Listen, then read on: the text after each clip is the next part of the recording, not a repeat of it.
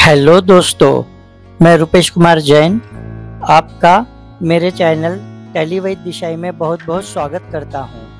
आज के वीडियो में अपन देखेंगे कि जर्नल वाउचर जो होता है वो किस लिए होता है। तो यहाँ आप मेरा स्क्रीन देख पा रहे हैं, मैंने टेलीवैद्य दिशाई नाम की एक कंपनी यहाँ पर ओपन करके रखी है। यहाँ पर आप गेटवे ऑफ टेली में अपन वाउचर्स में आएंगे। वाउचर्स में आने के बाद में यहाँ आप देख पा रहे हो राइट हैंड में टॉप पर एक F7 जर्नल ये वाउचर दिया है, जो मैं आपको पॉइंट कर रहा हूँ माउस से। यहाँ पे मैंने उसको क्लिक किया है। यहाँ आप देख पा रहे हो जर्नल वाउचर ओपन हो चुका है। यहाँ पे मुझे क्या करना है कि जर्नल वाउचर जो होता है वो 2 टाइप्स की एंट्रीज के लिए होता है। 2 टाइप्स की एंट्री में फर्स्ट देखने वाले हैं अपन प्रोविजनल एंट्री।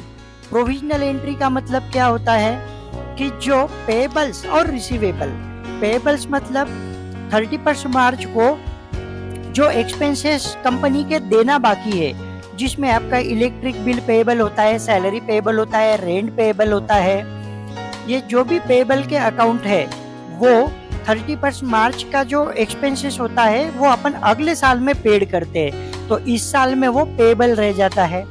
दूसरी तरफ रिसीवेबल, रिसीवेबल में डेटर्स, अगर आपने किसी को 31 मार्च को किसी को गुड सेल किया है और आपको उसका पैसा नेक्स्ट ईयर में आता है, तो आपके लिए वो रिसीवेबल कहलाएगा।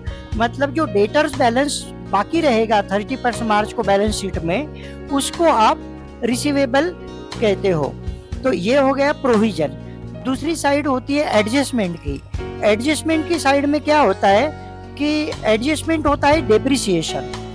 जब कोई एसेट आप 31 मार्च को उसको डेप्रिसिएट करते हो, मतलब जो एसेट 1 अप्रैल या आपने इन द ईयर कभी परचेस की होगी और उस पे आप 31 मार्च को डेप्रिसिएशन लेते हो, इसका मतलब आप एडजस्टमेंट एंट्री करते हो।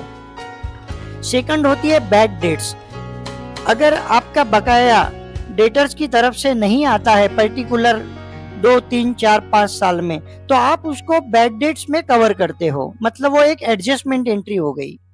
थर्ड एंट्री होती है डिस्काउंट की, मतलब डिस्काउंट पेड करना। अगर किसी को आपने माल बेचा है 10,200 रुपीज का और उसने आपको 10,000 ही पेड किया है, मतलब आपको रिसीट हुआ है उसके तरफ से 10,000, तो उसका जो डेटर्स अकाउंट है वो 200 रुपीज से डेबिट बैलेंस दिखेगा। तो आपको अभी अगर 200 रुपीज रिसीव्ड होते नहीं है तो आपको डिस्काउंट पेड करना होगा। तो डिस्काउंट पेड हो या डिस्काउंट रिसीव्ड हो, वो एक एडजस्टमेंट एंट्री कहलाती है। तो ये तो मैंने आपको जर्नल वाउचर में होने वाली 2 एंट्रीज के टाइप बता दिए। फर्स्ट होता है प्रोविजनल एंट्री, सेकंड होता है एडजस्टमेंट एंट्री। तो इसमें मैं एक एक एग्जांपल आपको यहाँ लाइव बता देता हूँ। तो आइए पहले पेबल की एंट्री देखते हैं। तो यहाँ पर मैं जर्नल वाउचर में आया हूँ। यहाँ पर मेरे सामने बाय और टू है, मैं उसको डेबिट क्रेडिट कर लेता हूँ। हाँ, यहाँ पे डेबिट आ चुका है। डेबिट में क्या होता है कि जो आपने पहले एक प्रोविजन ली होगी, अभी मेरे पास प्रोविजन ना होने की वजह से मैं एक 31 मार्च को प्रोविजन ले लेता हूँ। 31 मार्च को ना लेते हुए फरवरी को ले लेता हूँ। हाँ, फरवरी महीने में मैंने क्या किया है कि एक प्रोविजन लिया है। यहाँ पे मैं एक्सपेंसेस को डेबिट करता हूँ। इलेक्ट्रिक एक्सपेंसेस, इलेक्ट्रिक एक्सपेंसेस को मैं ग्रुप दूंगा इनडायरेक्ट एक्सपेंसेस का, क्योंकि ये मेरा खर्चा है। ओके, ये अकाउंट मैंने सेव कर लिया है। सपोज करो कि मुझे 2200 रुपये बिल आया था, तो मैं यहाँ पे इलेक्ट्रिक एक्सपेंसेस को डेबिट करके यहाँ पे और एक ledger alt C short command होती है in the voucher, you can create short ledger. यहाँ पर electricity expenses, sorry electricity payable, electricity payable, electricity payable का जो ग्रुप होगा वो करंट लायबिलिटीज होगा। आप उसको प्रोविजन का भी ग्रुप दे सकते हैं। करंट लायबिलिटीज का ग्रुप देकर मैंने इसको सेव किया है। तो यहाँ पर आप देख रहे हो का एक्सपेंसेस हो गया है डेबिट और पेबल अकाउंट हो गया है क्रेडिट, क्योंकि पेबल अकाउंट फर्स्ट टाइम हमेशा डेबिट ही होता है और जब अपन इसका पेमेंट करते हैं तब ये डेबिट होगा इलेक्ट्रिसिटी पेबल। तो फिलहाल तो मैं आपको प्रोविजनल एंट्री बताना चाहता हूँ, इसलिए मैंने जर्नल वाउचर के थ्रू जो प्रोविजनल एंट्री हो रही है वो एक्सपेंसेस को डेबिट करके पेबल अकाउंट को मैंने क्रेडिट किया है और इसका नरेशन देते हैं अपन being provision made for the year 2025। पूरा ईयर लिख सकते हैं, 2024-25 की एक मेरी लास्ट प्रोविजन है।